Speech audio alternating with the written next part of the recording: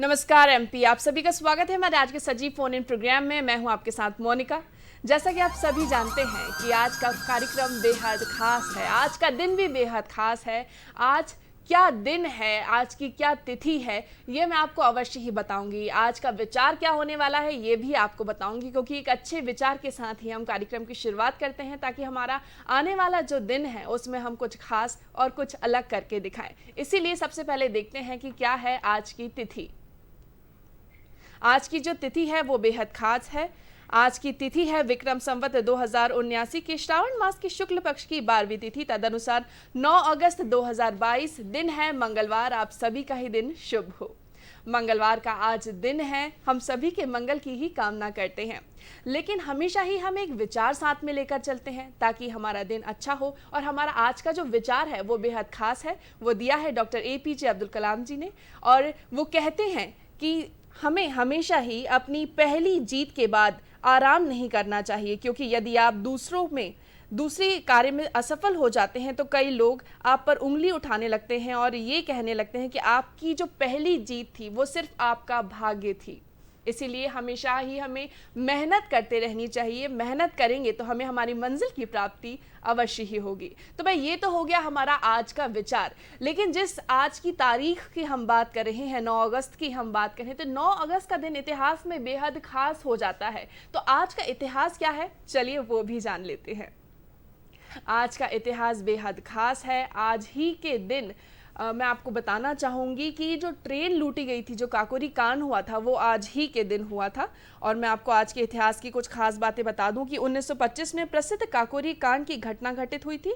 1942 में मुंबई में भारत छोड़ो आंदोलन के साथ करो या मरो का नारा देने के बाद राष्ट्रपिता महात्मा गांधी को 50 समर्थकों के साथ गिरफ्तार कर लिया गया था। 1942 में स्वतंत्रता सेनानी नेताजी सुभाष चंद्र बोस ने मलाया, जो कि अब मलेशिया के नाम से जाना जाता है, उन्होंने जापान की मदद में इंडियन नेशनल आर्मी की स्थापना की थी।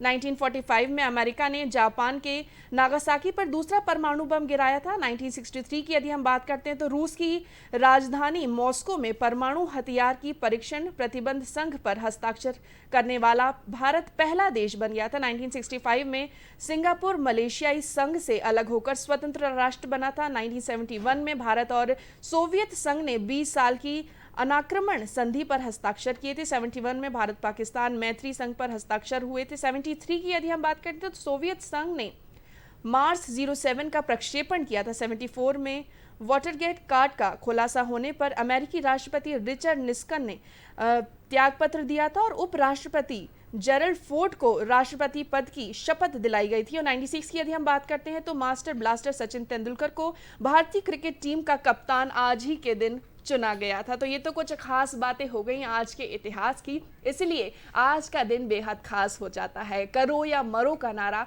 आज ही के दिन महात्मा गांधी जी ने दिया था। और हम आपको बताना चाहेंगे, पहले 10 तारीख जो है वो तय की गई थी इस कांड के लिए, जो काकोरी कांड हुआ था, लेकिन उससे पहले ही 9 अगस्त को ही कर दिया गया था। और जो पूरी क्विट इंडिया मूवमेंट जो शुरू हुआ था वो आज ही के दिन से शुरू हो गया था। तो ये तो बात हो गई हमारे आज के इतिहास की। आज का इतिहास आप और हम भी बना सकते हैं, कुछ अलग करके, कुछ खास करके, देश और दुनिया के लिए, खुद के लिए, अपने समाज के लिए। यदि हम भी कुछ ऐसा करेंगे तो हमारा नाम भी अवश्य ही इतिहास के पन्नों पर दर्ज हो जाएगा।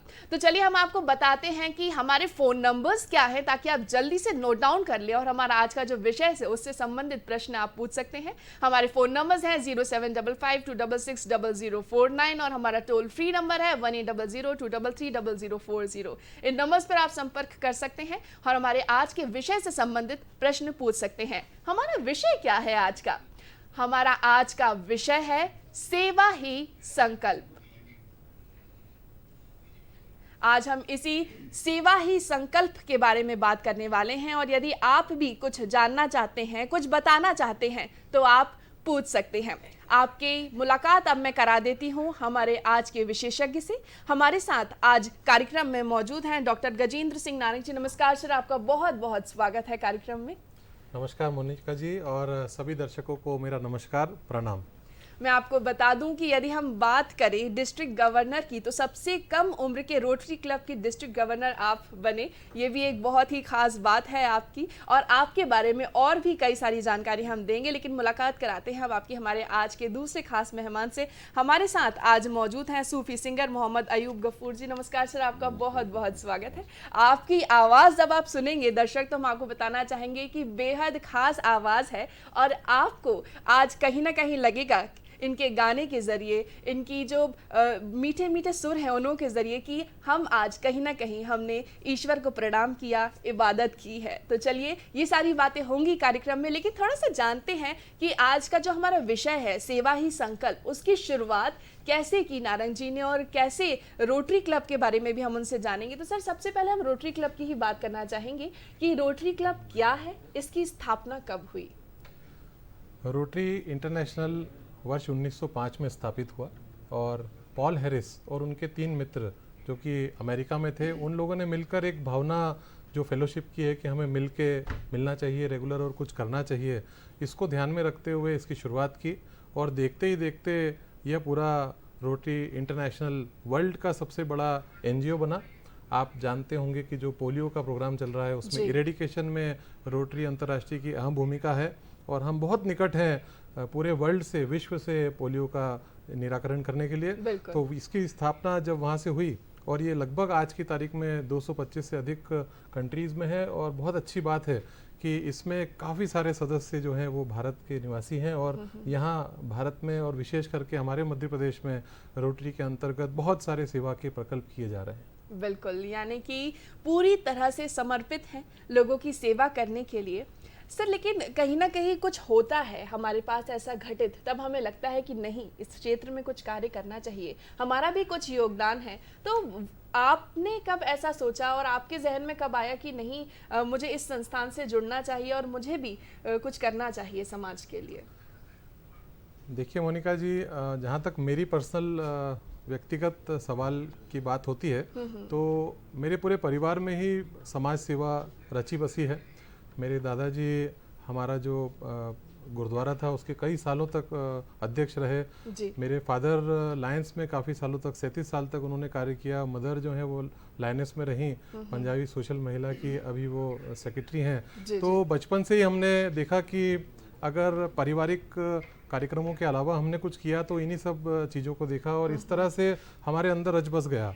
और जब मुझे मौका मिला कि मैं भी अपनी लाइफ में कुछ चुनाव करूं, तो मुझे रोटरी इंटरनेशनल एक ऐसी संस्था लगी जिसके थ्रू मुझे एहसास हुआ कि बहुत बड़े बृहद कार्यक्रम लोगों के सेवा के लिए किए जा सकते हैं। और वहाँ से काफ़ी कम उम्र से, जो सबसे पहले इनका एक इंटरेक्ट होता है, रोट्रैक्ट होता है, और फिर रोटरी होता है अलग अलग एज ग्रुप पे। तो वहाँ रोट्रैक्ट से ही मैं जुड़ा, और फिर आके हम लोग रोटरी में आए, और कार्यक्रम होते चले गए।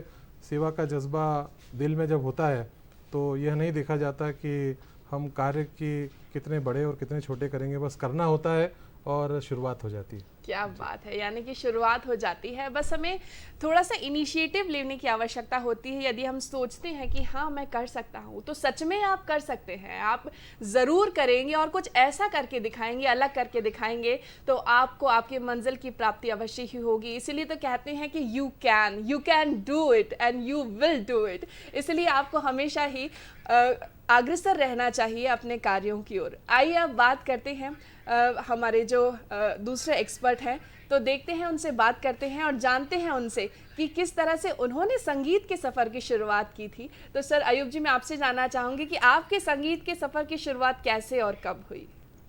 मोनिका जी, मैं बचपन से गा रहा हूँ। तकरीबन मेरी उम्र 6-7 साल की उम्र से मैं गा रहा हूँ जी। और हमारा एक घराना है, मेवात घराना जी। और पापा भी यही करते थे, वो क्लासिकल सिंगर थे, बहुत अच्छा गाते थे।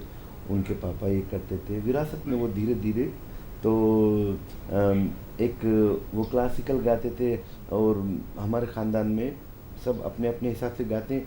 मेरा थोड़ा सा ऐसा कि मैं थोड़ा थोड़ा सब गाता हूँ जी जी। सूफ़ी भी गाता हूँ, भजन भी गाता हूँ, गज़ल भी गाता हूँ, और कुछ आपके ओल्ड सॉन्ग जो रफ़ी साहब, मुकेश जी वगैरह वगैरह, तो थोड़ा थोड़ा मैं सब गाता हूँ। जी जी ये है। बिल्कुल। सर, क्योंकि संगीत की बात चली है तो मैं आपसे भी जानना चाहूंगी, क्योंकि आप इस तरह के कार्यक्रम करते रहते हैं, संगीत से अच्छा क्या कोई दूसरा साधन हो सकता है किसी की भी साधना करने का? और जब किसी को जोश दिलाना होता है कुछ करने के लिए तो संगीत बेहद काम आता है, तो कभी आपके लिए काम आया है इस तरह से? संगीत मेरे भी दिल के बहुत करीब है, और जब भी रिलैक्सेशन की बात हो तब भी संगीत है, जब मित्रता की बात हो तब भी संगीत है, और जब एनर्जी की बात हो वाह, वाह, वाह। तब भी संगीत है। तो संगीत जिसके मन में रचा बसा है वह, मुझे लगता है, कभी भी दिल की बीमारी का तो उसे कभी नहीं होगा, ना बीपी बढ़ेगा, और एक बहुत अच्छी पॉजिटिव एनर्जी संगीत से मिलती है। और संगीत में एक चीज़ मैं और देखता हूँ कि संगीत सुबह भी है, संगीत शाम को भी है, संगीत रात को भी है, क्या बात हर समय के लिए संगीत है। तो संगीत तो हमारे दिलों में बसना चाहिए, और बहुत अच्छा है अगर आप संगीत के बारे में शौक रखते हैं। बिल्कुल, तो हम आगे अपनी चर्चा जारी रखेंगे, लेकिन एक कॉलर हमारे साथ जुड़ गए हैं। स्वागत करते हैं उनका और देखते हैं कि क्या प्रश्न है। नमस्कार। हेलो जी। हेलो जी, नाम बताएं अपना। हेलो हेलो, आपको हमारी आवाज मिल रही है? मैं नंदपुर मिश्रा बाराबंकी से। मैं जानना ये चाहता हूँ, सेवा ही सबसे बड़ी पूजा है, सेवा ही व्रत है, सेवा ही कर्म है, सेवा हमारा धर्म है, सेवा ही लेवा है। देश के हित के लिए, समाज के हित के लिए सेवा किस प्रकार से करनी चाहिए? जी बिल्कुल, तो सेवा किस प्रकार से करनी चाहिए आप बताएं। सर, मैं अगर बात करूं हमारे रोटरी इंटरनेशनल के वर्ल्ड प्रेसिडेंट शेखर मेहता जी की, तो उनका कहना है, वे कहते हैं कि सेवा यानी कि सर्विस, तो service is the rent which we pay to live on the earth, यानी कि सेवा वह ऋण है जिसको हम देते हैं ताकि हम इस धरती पर रह सकें। तो सेवा न सिर्फ हमारे देश के लिए, हमारे अपने लोगों के लिए, परंतु इस धरती का ऋण उतारना है अगर, तो सेवा ही उसका माध्यम। क्या बात है, यदि आपको धरती का ऋण उतारना है तो आपको सेवा तो करनी ही पड़ेगी। सेवा कैसे करें ये पूछना बड़ा ही अलग तरीके की चीज हो जाती है, क्योंकि सेवा किसी भी तरीके से की जा सकती है। यदि आप सुबह उठकर चींटियों को भी खाना खिला रहे हैं तो वो भी एक तरीके की सेवा होती है। यदि आप पक्षियों के लिए अपने घर के बाहर पानी रख देते हैं तो वो भी एक तरीके की सेवा होती है। हम ये कहते हैं कि हमें मंदिर में जाना चाहिए, मस्जिद में जाना चाहिए, गुरुद्वारे में जाना चाहिए, सेवा करनी चाहिए, लेकिन यदि आप किसी को भोजन कराते हैं तो वो भी एक तरीके की इबादत होती है। तो सेवा तो किसी भी रूप में की जा सकती है और हम सभी को करनी चाहिए, ये हम सभी का कर्तव्य है, हमारा धर्म है। अयूब सर, मैं आपसे जानना चाहूंगी कि संगीत के जरिए भी कई तरीके की सेवा की जाती है। उससे अल्लाह से जुड़ना है यदि हमको, ईश्वर से जुड़ना है यदि हमको, तो संगीत भी एक माध्यम होता है, क्योंकि यदि हम उस साधना में बैठ जाए तो कहीं ना कहीं वो हमें रास्ता दिखाता है उसके जरिए। तो यदि ऐसा कोई संगीत अपने हारमोनियम के सुरों के साथ यदि आप हमें सुना सके, कोई गीत सुना सके, सूफी गीत, गजल, जो आपके जहन में इस वक्त हो, तो आप हमें जरूर सुनाएं। जी जी जी, देखिए ये जो सूफी जहाँ से इसकी इजाद हुई है, आपने सुना होगा अमीर खुसरो जी के कलाम जो है, और वो वहीं से ये स्टार्टिंग हुई है, और उनका एक बड़ा मकबूल कलाम है, आपने प्राची सुना होगा, छाप तिलक सब छीन से बेहद खूबसूरत। तो उसकी दो लाइनें में बिल्कुल बिल्कुल, जरूर जरूर।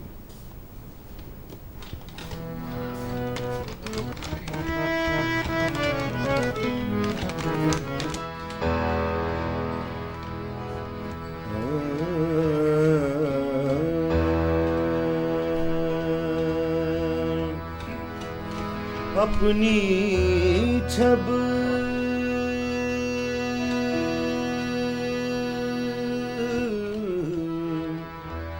बना के सो में पी के पास गई,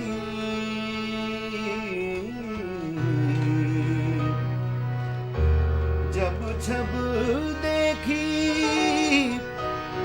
पीहू की,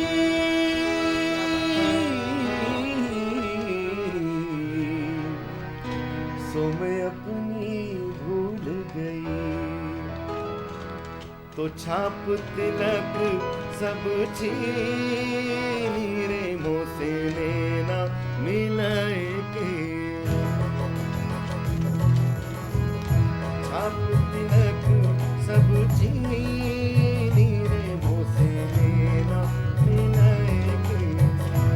में गा सकते हैं आप भी साथ में। क्या बात है सर।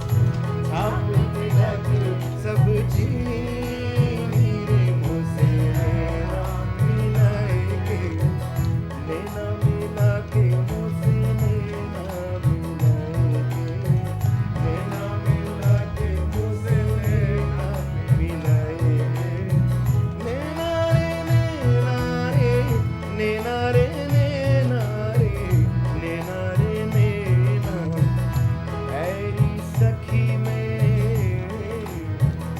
तो से कहूँ, मैं जो गई थी पनिया भरन को रे, पनिया भरन को, मैं जो गई थी, मैं जो गई थी पनिया भरन को, छीनी झपटी अरे मोरी मटकी पटकी मोते लेना मिलाएंगे, लेना मिला के मोते लेना मिलाएंगे, लेना मिला के।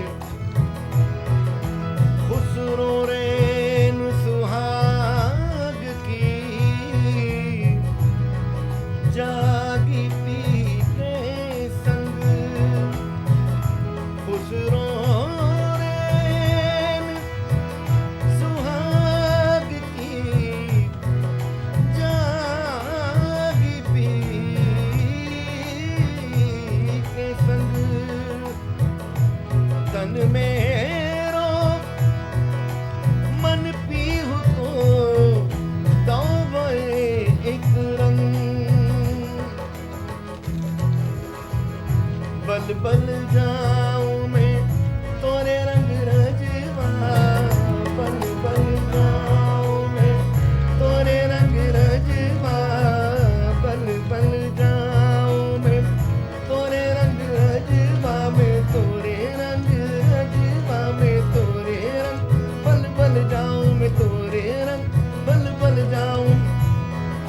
सुन महारा रंग रेजवा पाँच मोहर दूँ तो, ऐसी रंग दे चूंदरी पिया गले लगा ले मोए के, मैं तो तोरे रंग रजवा, मैं तोरे रंग, बल बल जाऊं मैं तोरे रंग, बल बल जाऊं मैं तोरे रंग, बल बल जाऊं। अपनी सी रंगनी रे मुझसे लेना मिलाएंगे, लेना मिला के मुझसे लेना, सैया ने मुझसे लेना, बलमा ने मुझसे लेना, सैया ने मुझसे लेना, बलमा ने मुझसे लेना, लेना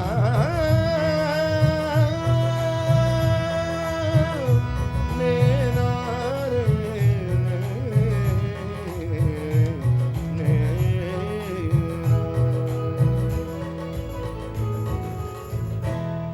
क्या बात है, बहुत खूबसूरत। इसीलिए तो कहा जाता है कि हमें हमेशा ही संगीत से जुड़े रहना चाहिए, क्योंकि हमारे जहन में, हमारे मन में कोई भी यदि दुख भी होता है ना, और यदि संगीत हो हमारे आसपास, तो कहीं ना कहीं हम अपने आसपास का सब दुख भुला के भगवान से जुड़ जाते हैं और ईश्वर से जुड़ जाते हैं, अल्लाह से जुड़ जाते हैं और उन्हीं की प्रार्थना करते हैं, इबादत करते हैं और उन्हीं के रहमो करम से हम आगे बढ़ते हैं जीवन में, और हमारी जितनी भी मुश्किलात हैं वो आसान हो जाती हैं और जीवन में हम आगे बढ़ जाते हैं।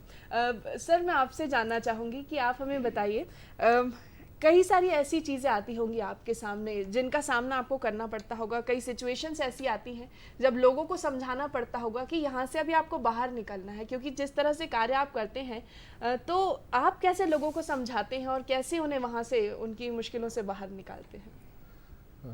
बहुत सारे ऐसे समय रहते हैं, विशेष करके मैं अगर अभी जो कोविड गया है इसकी बात करूं, तो चूँकि हमारी जो संस्था है, ऑर्गेनाइजेशन है, ये पोलियो इम्यूनाइजेशन पे बहुत कार्य करती है, तो मेरी स्वास्थ्य मंत्री जी से मुलाकात हुई और जो हमारे स्टेट के इम्यूनाइजर ऑफिसर हैं उन्होंने बोला कि क्योंकि कोविड का वैक्सीन नया आया था और लोगों के मन में शंका थी कि क्या यह वैक्सीन लगाना चाहिए या ना लगाना चाहिए, और तत्काल उसे लगाना भी आवश्यक था।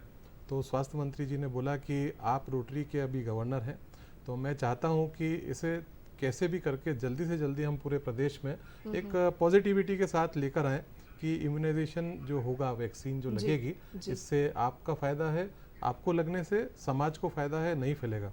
उस टाइम हमने इसका पूरा प्लानिंग किया, हमने बहुत बृहद कार्यक्रम किए, कार रैलीज निकाली, ऑर्गेनाइज किया पूरा, और वो जो समय था उसमें कई तरह के रिटेलिएशंस हमने देखे, क्योंकि लोगों को बड़ा डर भी था, लोगों में ऐसी भावना भी थी क्या इससे हमें कोई नुकसान तो नहीं हो जाएगा, परंतु वहाँ पर डट के हमारी जो पूरी टीम थी वो लगी।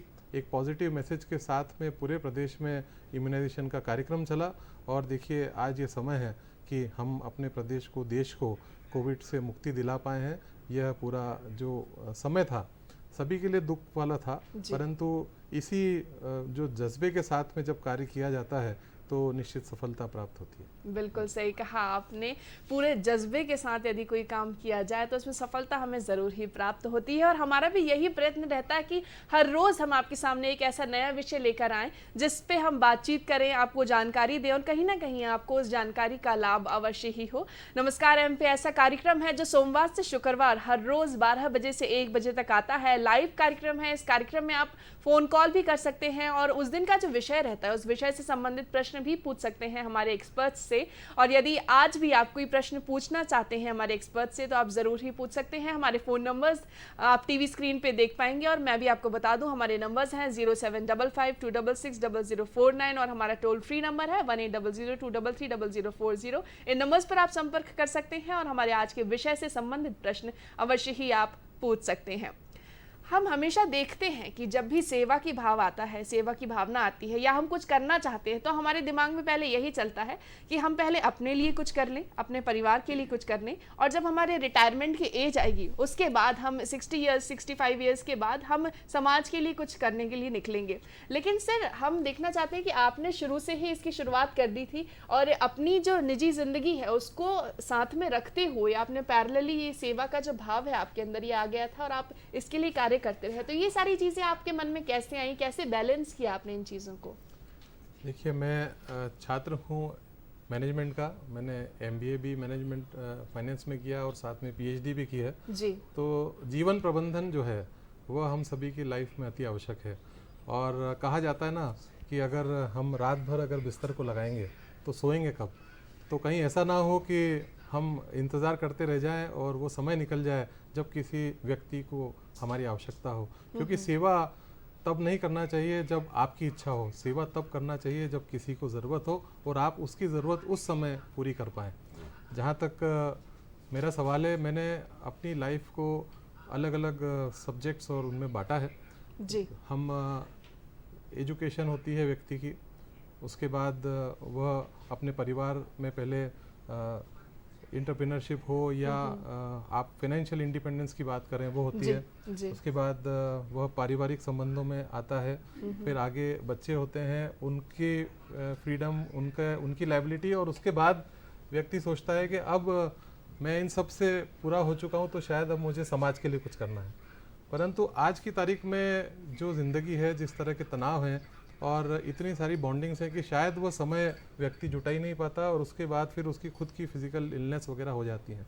तो हमें अपनी ज़िंदगी को, मेरा मानना है कि समय के साथ, कि अगर हमारा एक पूरा दिन है तो उस दिन को हम किस तरह से बांटें, उसमें कैसे हम उन चीज़ों को जो हमें अच्छी लगती हैं उन्हें किस किस तरह से करें, और अगर आप उसकी पूरी प्लानिंग करते हैं, उसका पूरा मैनेजमेंट करते हैं तो कोई आवश्यकता नहीं है कि आप सेवा तभी करें जब आपके बाकी सारे काम पूर्ण हो गए हों, क्योंकि सेवा सिर्फ पैसे से नहीं की जाती। अभी शुरू में ही आपने बोला कि कोई भी काम हो, मंदिर में हो, मस्जिद में हो, या किसी को रास्ता पार कराने वाली बात भी हो जहाँ पैसा नहीं लगता है, ऐसे बहुत सारे कार्य हैं जिनको भी सेवा के अंतर्गत लिया जाता है, और वह कार्य जो मन को सेटिस्फेक्शन दे, तसल्ली दें, और आप खूब अच्छे से सोएं कि आज मैंने दिन में कुछ ऐसा काम किया जिसके कारण किसी को मैं कुछ अच्छा दे पाया, तो यही सेवा है। और इसके लिए मैं नहीं समझता कि किसी उम्र की आवश्यकता होती। बिल्कुल। एक कॉलर भी हमारे साथ जुड़ गए हैं, डॉक्टर प्रदीप साहू जी, आपका स्वागत है। नमस्कार सर, क्या प्रश्न है आपका? जी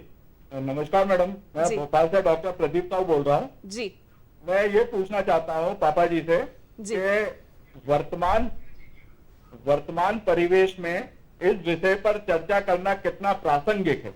क्योंकि मैंने देखा है कि सिख कम्युनिटी के लोगों में तो सेवा का भाव आज भी जिंदा है, बाकी कम्युनिटी के लोगों में सेवा का भाव उतना अभी है नहीं। तो वर्तमान परिवेश में कितना प्रासंगिक है? प्रदीप जी, मुझे ऐसा लगता है, पहले तो आपको नमस्कार।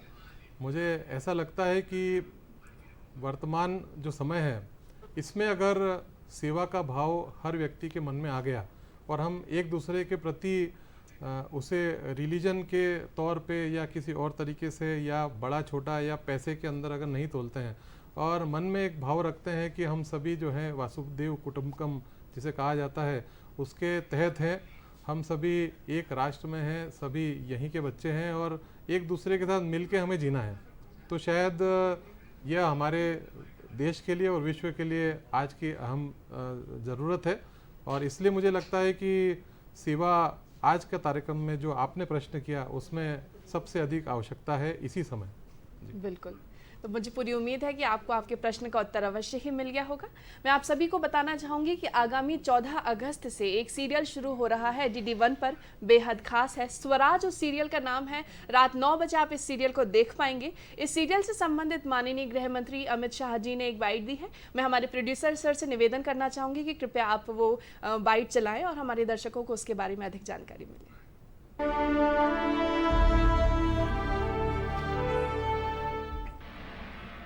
नारी शक्ति की बात आज हर जगह की जाती है, लेकिन मैं आपको बता दूं उसकी नींव हमारे देश में हजारों वर्ष पूर्व रखी जा चुकी थी। स्वराज सीरियल भारतीय इतिहास के कई अनसुने और अनदेखे पहलुओं को उजागर करेगा।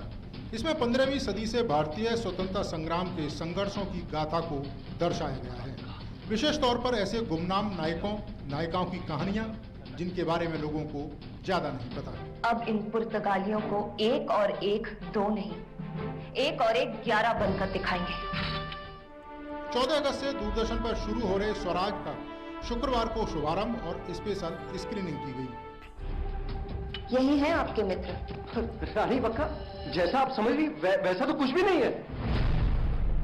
इस अवसर पर केंद्रीय गृह मंत्री अमित शाह ने देश में दूरदर्शन और आकाशवाणी के इतिहास की खुले दिल से तारीफ की। बहुत सारे निजी चैनल और निजी चैनलों के बोलबाला में हम समझ रहे हैं कि आकाशवाणी और दूरदर्शन इसकी रिलेवेंसी क्या है, मगर मेरे मन में बहुत स्पष्टता है। पंडित जसराज जी और उस्ताद बिस्मिल्लाह खान दोनों ने मुझे बताया है निजी बातचीत में कि आकाशवाणी न होती तो हमारा तो अस्तित्व ही न होता।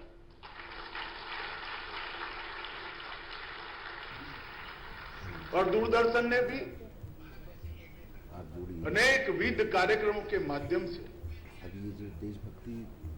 समय समय पर देश को झंझोड़ने का काम किया है, देश के को संस्कारित करने का काम किया है, भावनाओं को उद्वेलित कर कर उसको चैनलाइज करने का भी काम किया है और अंततोगत्वा सज्जन शक्ति के संग्रह का भी काम दूरदर्शन ने बहुत तरीके से किया है। आकाशवाणी और दूरदर्शन की स्थापना से लेकर अब तक की यात्रा में आजादी से लेकर आजादी के अमृत महोत्सव तक जो जो लोग जुड़े रहे हैं वो सभी को मैं मनपूर्वक साधुवाद देना चाहता हूं, मनपूर्वक अभिनंदन। सूचना और प्रसारण मंत्री अनुराग सिंह ठाकुर ने कहा कि स्वराज की कीमत हम भारतवासियों से ज्यादा कौन जान सकता है, इसलिए यह धारावाहिक आने वाली पीढ़ियों को महान नायकों से परिचय करवाने का काम करेगा। आज मेरा दिल इसलिए भी आनंद से भर उठा है क्योंकि एक बहुत ही खूबसूरत और आजादी की गौरव गाथाओं से सजा हुआ एक ऐसा धारावाहिक हम आप सबके सामने पेश करने जा रहे हैं। नाम भी स्वराज है और स्वराज की कीमत हम भारतवासियों से बढ़कर कौन जानता है। और जिस स्वराज की बात आजादी से पहले की गई थी, आजादी के बाद आज की पीढ़ी भी स्वराज की कल्पना क्या थी और स्वराज से जुड़े हुए नायकों की कहानियों को भी जान सके और जिन नायकों की वजह से सपना साकार हुआ उन्हें नमन करना, उनका सम्मान करना ये भी जरूरी था और आज की पीढ़ियों को उनकी कहानियों से परिचित कराया जाना, ये स्वराज के माध्यम से हम करेंगे। कार्यक्रम में सीईओ प्रसार भारती ने कहा कि राष्ट्र आज आजादी का अमृत महोत्सव मना रहा है। इस सीरियल में स्वतंत्रता संग्राम की कुछ सुनी और अनसुनी कहानियां दिखाई जाएंगी। यह कार्यक्रम 14 अगस्त से दूरदर्शन नेशनल पर प्रारंभ होगा, रात्रि में 9 से 10 बजे तक, और उसके अगले हफ्ते में यह जो है क्षेत्रीय भाषाओं में जो है पूरे राष्ट्र में इसका प्रसारण किया जाएगा। सर हम लोग प्रसार भारती में लोक प्रसारक के नाते सर हम जनता के लिए प्रतिबद्ध हैं। सर हम सत्यम शिवम सुंदरम की मूल भावना को आत्मसात करते हैं। सर एक पब्लिक ब्रॉडकास्टर के नाते मैं अंत में ये कहना चाहूंगा, आनो भद्र कृतवो यंतु विश्वता, महान विचार हमारे पास हर दिशा से आए। Sir let noble thoughts come from all directions, इस पर हम विश्वास करते हैं। स्वराज कोई सामान्य सीरियल नहीं है, ये एक गौरव का दर्शन है। इस सीरियल को गहन शोध के साथ बनाया गया है जो हमारी सांझी विरासत को दर्शाता है। मैं हमारे प्रोड्यूसर शिवराज सिंह रावत का धन्यवाद करना चाहूँगी कि ये उन्होंने हमें प्रोमो दिखाया, और साथ ही साथ मैं बताना चाहूँगी कि आप ज़रूर ही देखें ये कार्यक्रम। आगामी 14 अगस्त से आप देख सकते हैं स्वराज DD1 पर रात 9 बजे।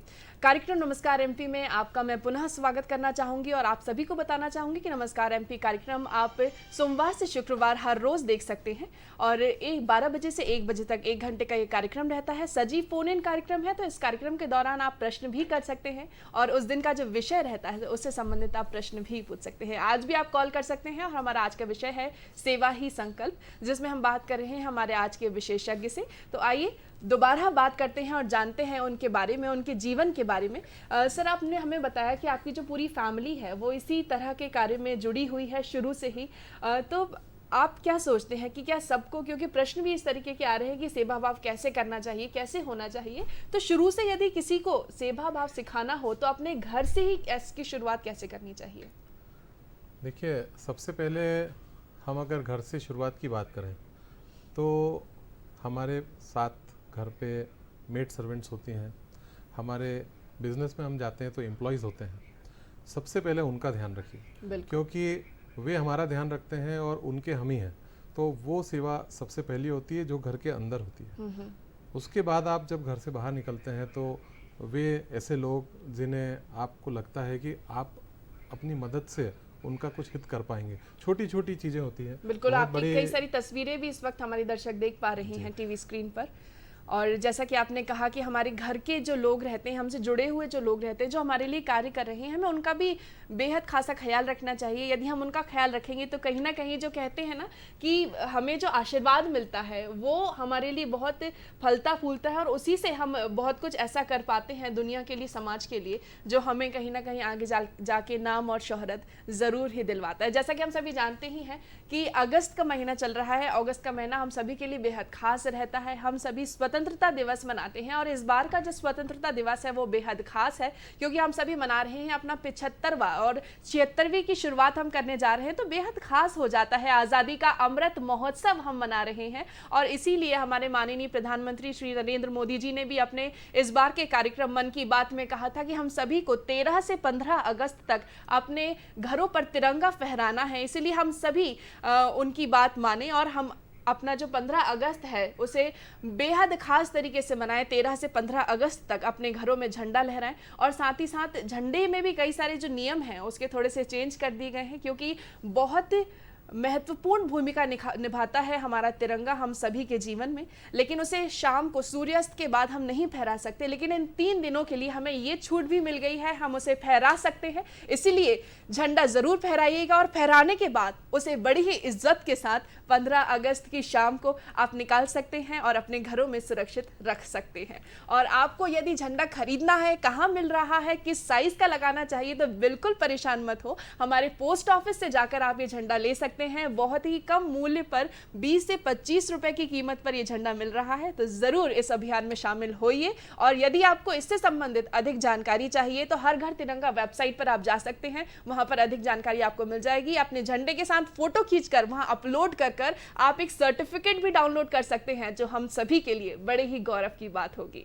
भाई ये तो बात हो गई हमारे तिरंगे अभियान की, झंडा अभियान की, लेकिन संगीत की ओर हम चलते हैं और देशभक्ति से संबंधित कोई गीत यदि हमारे एक्सपर्ट के जहन में हो इस वक्त, अयूब जी यदि आप सुनाना चाहें तो जरूर आप हम सभी को सुनाएं।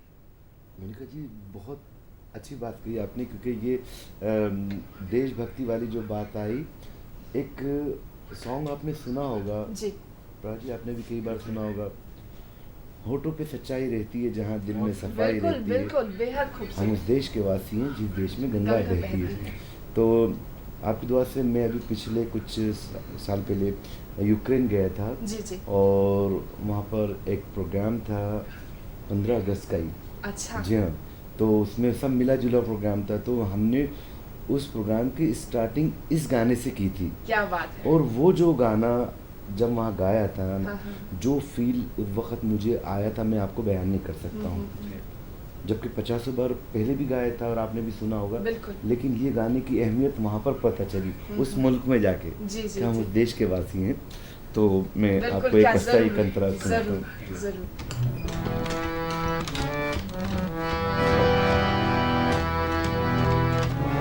होठों पे सच्चाई रहती है जहाँ दिल में सफाई रहती है, हम उस देश के वासी हैं, हम उस देश के वासी हैं जिस देश में गंगा बहती है।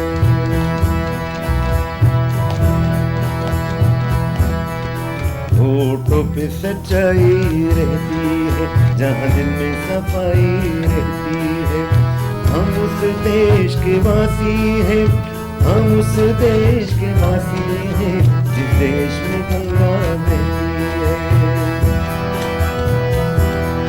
मेहमा जो हमारा होता है वो जान से प्यारा होता है, मेहमा जो हमारा होता है वो जान से प्यारा होता है। ज्यादा की नहीं लालच हमको थोड़े में गुजारा होता है, थोड़े में गुजारा होता है। बच्चों के लिए जो धरती माँ सदियों से सभी दुख सहती है, हम उस देश के वासी हैं, हम उस देश के वासी हैं जिस देश में गंगा बहती है। होठों पे सच्चाई रहती है जहाँ दिल में सफाई रहती है, हम उस देश के वासी हैं, हम उस देश के वासी हैं जिस देश में गंगा बहती है, जिस देश में गंगा बहती है, जिस देश में गंगा बहती है। क्या बात है, बहुत खूबसूरत बेहद खास दिल गीत है ये और हम सबके दिलों के बेहद करीब है। और जैसा कि अयूब जी ने बताया भी कि दूसरे मुल्क में जाकर उन्हें पता पड़ा कि हमारा देश जो है हमारे लिए कितना महत्व रखता है। जब हम दूसरे देश में जाके इस तरह के गीत गाते हैं तो हमें अपने देश की, अपने मुल्क की याद आती है और हम कह पाते हैं कि हमारा देश जो है वो ऐसा है जो सबके लिए एक जैसा है, सबके लिए काम करता है। भाई ये हम बेहद खास बातें कर रहे हैं, लेकिन जो अगस्त का महीना रहता है वो बेहद खास इसलिए भी हो जाता है क्योंकि ये होता है सावन का महीना। सावन के महीने में होती है बरसात और बरसात में गीत संगीत का जो आनंद रहता है ना वो दोगुना हो जाता है। लेकिन कई लोगों को बहुत सारे इम्पोर्टेंट काम के लिए भी जाना होता है और यदि उस समय बारिश हो जाए तो उन्हें कहीं ना कहीं अखर जाता है, ऐसा लगता है कि थोड़ी देर बाद बारिश हो जाती तो हमारा ये काम हो जाता। तो मौसम की जानकारी होना भी हम सभी के लिए बेहद खास हो जाती है। और मैं आपको बताना चाहूंगी इस वक्त हम स्टूडियो में में बैठे हुए हैं और स्टूडियो के बाद भी बारिश, स्टूडियो के जो बाहर है बारिश हो रही है, जब मैं आई तब भी बारिश हो रही थी, तो मौसम बड़ा सुहाना है यहाँ पर। लेकिन आगे मौसम कैसा रहने वाला है, इस बात की जानकारी लेते हैं हमारे आज के मौसम विशेषज्ञ से। स्वागत करते हैं उनका कार्यक्रम में और उनसे जानना चाहेंगे कि मौसम कैसा है और आने वाले समय में मौसम किस तरह का होने वाला है। हेलो जी नमस्कार। हाँ जी नमस्कार। जी नमस्कार सर। सर मैं बालसुब्रमण्यन निदेशक मौसम केंद्र भोपाल से बात कर रहा हूँ। धन्यवाद, आपने बहुत अच्छा कार्यक्रम कर रहे हैं। धन्यवाद सर। देखिए जो है ना, इस समय एक जो आगा अपना डिप्रेशन बोलते हैं, अभी बड़ी अभी तो लो प्रेशर विशेष कम दबाव बनाया था, फिर अभी डिप्रेशन रूप से ओडिशा संलग्न क्षेत्रों में है। इसके प्रभाव से कुछ दिनों से हम देख रहे हैं, जैसा हम बोल रहे थे पहले से, जो 7-8 तारीख से ये लो प्रेशर एरिया और आवदा बढ़ने की संभावना, उसके हिसाब से जो हम देख रहे हैं अभी आगे बढ़कर जो उड़ीसा में अभी संलग्न क्षेत्रों में है अभी, जिसके कारण अभी जो उसका प्रभाव बहुत दूर दूर में अभी हम देखने के लिए मिल रहे हैं जी। इसके साथ साथ में एक देखिए 19 डिग्री नॉर्थ लैटिट्यूड में एक जो ईस्ट वेस्ट शियर जो जैसा जीत और ट्रैक करते हैं जो इसका डिप्रेशन को, उसके हिसाब से देखिए अभी इस जिलों में जैसा अभी पूर्व मध्य प्रदेश क्षेत्रों में और इसके आगे बढ़कर जो पश्चिम मध्य प्रदेश में बहुत काफी बारिश होने की संभावना है।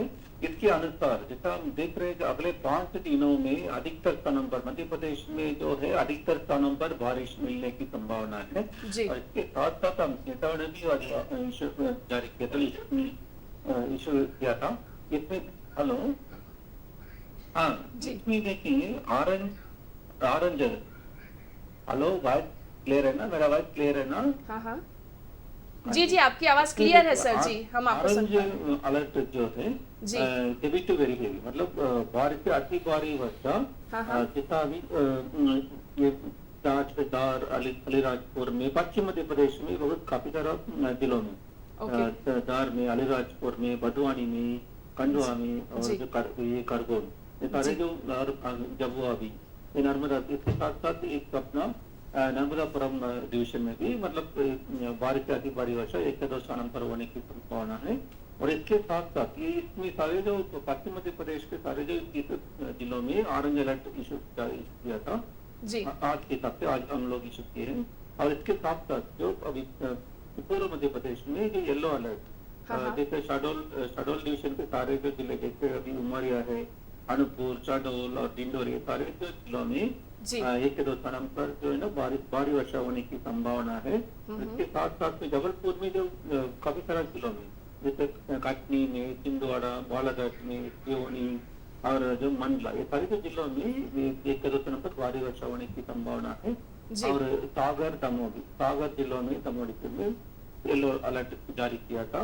और अगले 4-5 दिनों में 4-5 दिनों में अधिकतर प्रभाव से ये तो अभी जो सिचुएशन कहते हैं जैसा होता, और इसके बाद एक बार लैंड में गुजरने के बाद ये जो आदाब जो है जी जी वेस्टर्न नॉर्थ वेस्ट, बिल्कुल सर, जैसे कि हम सभी जानते ही हैं कि हमारा जो भारत देश है वो कृषि प्रधान देश है, तो मैं जानना चाहूंगी कि हमारे किसान भाइयों के लिए आप क्या कहना चाहेंगे, उन्हें किस तरह से अपना खासा ख्याल रखना चाहिए अपनी खेती का।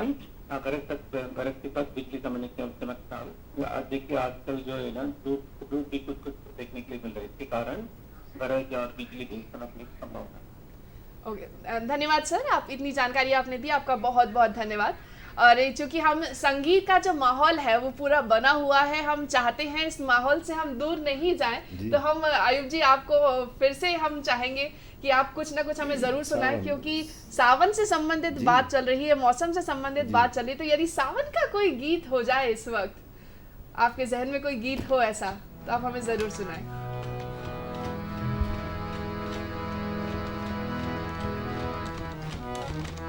देखिए 2 चीजें मैं आपके सामने रख रहा हूँ। प्राजी आप बताइए, सावन का महीना पवन करे शोर या फिर बरखा रानी? सावन का महीना, सावन का महीना बिल्कुल। सावन का महीना पवन करे शोर, सावन का महीना पवन करे शोर, जियर रे झूमे से जैसे बनमाना चेलो। क्या बात है, बहुत खूबसूरत। सावन का महीना पवन करे सो, जिया रे झूमे रे ऐसे जैसे बनमाना चेलो। रामा गजब ढाए ये पुरवैया, नैया संभालो किते खोए हो की भैया। पुरवैया के आगे चले न कोई जोर, जिया रे झूमे रे ऐसे जैसे मनमाना चेलो। सावन का महीना पवन करे शोर, जिया रे झूमे रे ऐसे जैसे बनमाना चेलो। क्या बात है, बहुत खूबसूरत। गाना भी बेहद खूबसूरत है और आपकी आवाज़ भी बेहद खूबसूरत है, जिसे सुन के सच में आनंद आ जाता है। सर, हम आपसे बात करना चाहेंगे नानक सर आपसे, चूँकि हम रोटरी क्लब की भी बात कर रहे थे, तो मैं आपसे ये भी जानना चाहूँगी कि यदि कई बार हमें खुद से समझ नहीं आता कि हमें कैसे कार्य करना चाहिए, तो हम सोचते हैं हम किसी संस्था से जुड़ जाते हैं और उनके द्वारा जो कार्य किए जा रहे हैं उसमें कहीं ना कहीं अपना योगदान दें। तो कैसे आपकी संस्था से जुड़ सकते हैं और कैसे इनिशिएटिव ले सकते हैं कुछ अच्छा करने का जीवन में? रोटरी इंटरनेशनल में जुड़ना बहुत आसान है। लगभग हम बात करें अगर मध्य प्रदेश और कुछ पार्ट गुजरात की, तो लगभग 110 इकाइयाँ हमारी रोटरी की कार्य कर रही हैं। हर शहर में रोटरी का एक ऑर्गेनाइजेशन होता है और उसमें आप जाकर अपनी सेवाएं दे सकते हैं। पहले हम जो भी व्यक्ति जुड़ना चाहते हैं उन्हें इनवाइट करते हैं, वे आकर हमारे साथ कोई प्रकल्प में हिस्सा लेते हैं, फैमिली के साथ आते हैं और जब उन्हें अच्छा लगता है तो वे जुड़ जाते हैं। और मैं इस वर्ष मेंबरशिप डेवलपमेंट की चेयरमैन की भूमिका में ही हूँ। आप बिल्कुल मुझसे संपर्क कर सकते हैं और आप सभी रोटरी इंटरनेशनल में आएँ, कार्य करें। और जहाँ तक हमने बात करी थी कि हम घर के अंदर अपनी मेड्स और उनका पहला स्टेप होता है कार्य करने का, आप उसके बाद सेकंड स्टेप में जाते हैं तो हम लोग जो शुरुआत हमने करी कि हमारा जन्मदिन, हमारी मैरिज एनिवर्सरी, हम बच्चों के साथ अनाथ आश्रम में या वृद्धाश्रम में जाकर ऐसा समय बिताएं, कोई खुशी का पल हो जो आप उन लोगों के साथ बिताइए। इसमें उस होटल में जहां आप जा रहे हैं उससे काफ़ी कम खर्च में आप उन बच्चों के साथ अपना समय व्यतीत कर पाएंगे, तो वो दूसरी सेवा। और जब आप इस सेवा के पथ पर आगे बढ़ते चले जाते हैं तो आज हम जिस तरह से जो कार्य कर रहे हैं उसमें मैं अभी कल सागर से यहाँ पर आया हूँ, हमने बहुत बड़ा एक डायलिसिस सेंटर वहाँ पर दिया है। कार्डियक एम्बुलेंसेस हम लोग करते हैं, ब्लड डोनेशन वैन्स हम लोग करते हैं, ICU हमने रोटरी के माध्यम से कई सारे बनाए। तो आप जब जुड़ते हैं तो बड़े कार्य भी कर सकते हैं, परंतु जो पूरा समुद्र होता है या नदी होती है वो भरती एक एक बूंद से है। तो आप सभी लोग किसी भी तरह के माध्यम से सेवा कर रहे हैं उसे करते रहिए, और अगर रोटरी अंतर्राष्ट्रीय में जुड़ना चाहते हैं तो हमसे संपर्क करिए। आप सभी का स्वागत है। सर, संपर्क करने के लिए या कोई वेबसाइट या कोई एड्रेस, फ़ोन नंबर यदि आप कोई बताना चाहें? जी, हमारी इंटरनेशनल वेबसाइट है www.rotary.org। जब आप उस पर जाते हैं तो आप देख सकते हैं कि पूरे विश्व में रोटरी में क्या कार्य हो रहे हैं। वहीं से आप सर्च कर सकते हैं कि आप किस सिटी से हैं और उसका पूरा डिटेल हमें मिल जाता है आपका। उसके अंदर जब आप उसको भरते हैं और साथ में अगर आप मुझसे डायरेक्ट संपर्क करना चाहते हैं तो मेरा व्हाट्सएप और सेल नंबर है 9425053611। आप संपर्क करिएगा, हम आपका स्वागत करने के लिए आतुर हैं। क्या बात है। तो आपको वेबसाइट और नंबर दोनों ही मिल चुके हैं। यदि आप भी जुड़ना चाहते हैं तो अवश्य ही जुड़िएगा। और जैसा कि सर ने हमें बताया भी कि कई तरह के आयोजन भी किए जाते हैं, और साथ ही साथ जब हम कहते हैं ना कि सबसे बड़ा धन यदि हमारे पास होता है वो होती है निरोगी काया। यदि हम स्वस्थ हैं तो हमें सब कुछ अच्छा लगता है, खूबसूरत नजर आता है। हम दूसरों की जो सहायता करते हैं उस करने में भी तभी सक्षम हो पाते हैं जब हमारा स्वास्थ्य ठीक है। और इसी के लिए सर ने हमें बताया भी कि ब्लड डोनेशन कैंप भी लगाया जाता है। यदि हम दूसरों के स्वास्थ्य के लिए कुछ कर पाएं तो ये भी बहुत ही बड़ी सेवा होती है। और कई लोगों को ये धारणा रहती है कि यदि हम ब्लड देंगे तो कहीं हमें किसी तरह की कोई दिक्कत ना हो जाए, हमारे अंदर किसी तरह की कोई कमी ना हो जाए, तो ऐसा कभी नहीं होता है। हर 3 महीने के से 6 महीने के अंदर आप जो है ब्लड डोनेशन कर सकते हैं, अपना खून डोनेट कर सकते हैं। और कई बार जब हमारे पास फोन कॉल्स आते हैं या हम किसी ग्रुप में जुड़े होते हैं, सोशल मीडिया इतना एक्टिव है आज की डेट में, तो हमें तुरंत जाना चाहिए। कई बार ऐसा भी होता है कि हमारा ब्लड ग्रुप O पॉजिटिव है और किसी को A पॉजिटिव की ज़रूरत है, तो ब्लड एक्सचेंज भी हो जाता है। तो इसीलिए आपको जाना चाहिए, इनिशिएटिव लेना चाहिए और खुद को अच्छा लगेगा जब आप ऐसा कुछ कार्य करेंगे, समाज के लिए कुछ करेंगे। और जैसा कि सर ने हमें बताया भी था कि हमें नींद बेहद अच्छी आएगी। यदि आपको नींद नहीं आती है ना रात को, तो ऐसा कुछ कीजिए कि आपको रात को चैन की नींद आना शुरू हो जाए।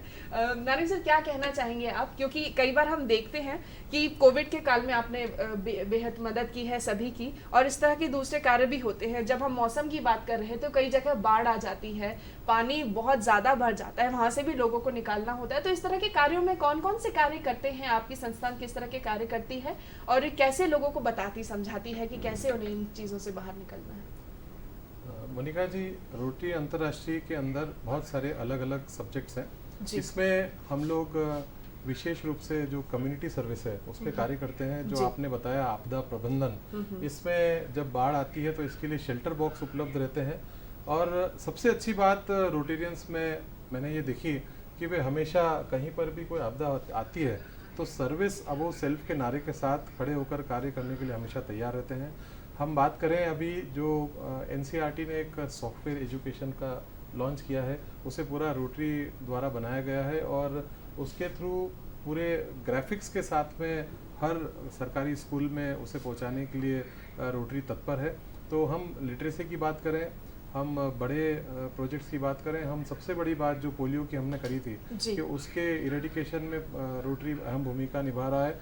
और जहाँ भी कभी ऐसा लगता है कि मेडिकल से विशेष रूप से ज़रूरत होती है तो बड़े कैंप्स हों या मशीनरीज हों, इन सभी के अंदर रोटरी तत्पर रहता है। और मन में जो ख्याल है, मैं आपसे भी प्रश्न पूछता हूँ कि क्या आपके जीवन का उद्देश्य है?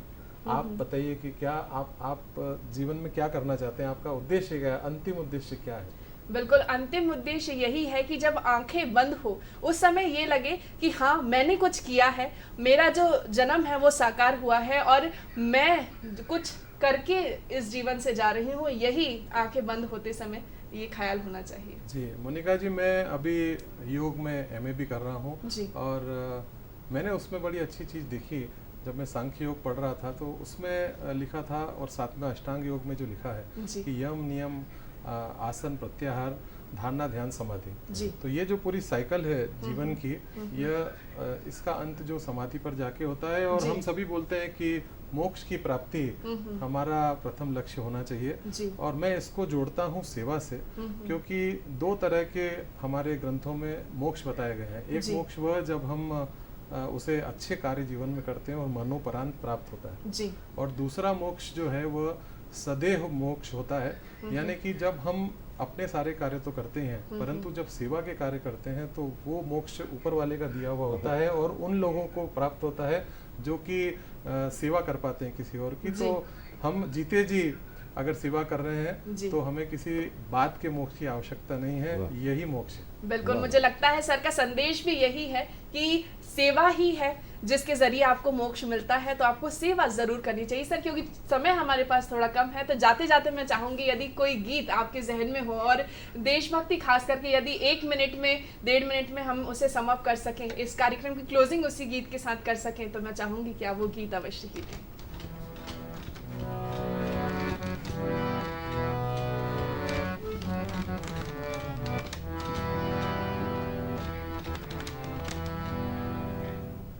पंकज उधास जी का एक गीत है, आपने सुना होगा जी, चिट्ठी आई। क्या बात है, बेहद खास है। और ये गीत हम समर्पित करते हैं हमारे सभी वीर स्वतंत्रता संग्राम सेनानियों को, क्रांतिकारियों को।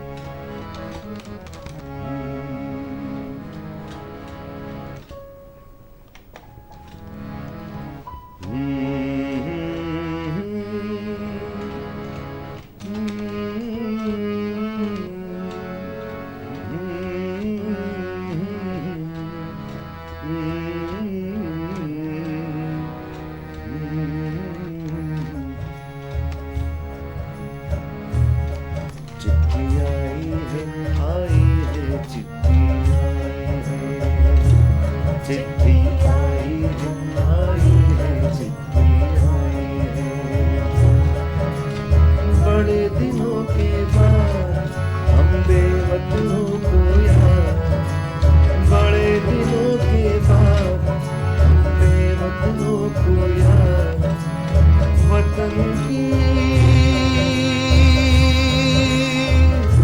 मिट्टी आई है, चिट्ठी आई है चिट्ठी आई है, चिट्ठी क्या बात है, आई है चिट्ठी।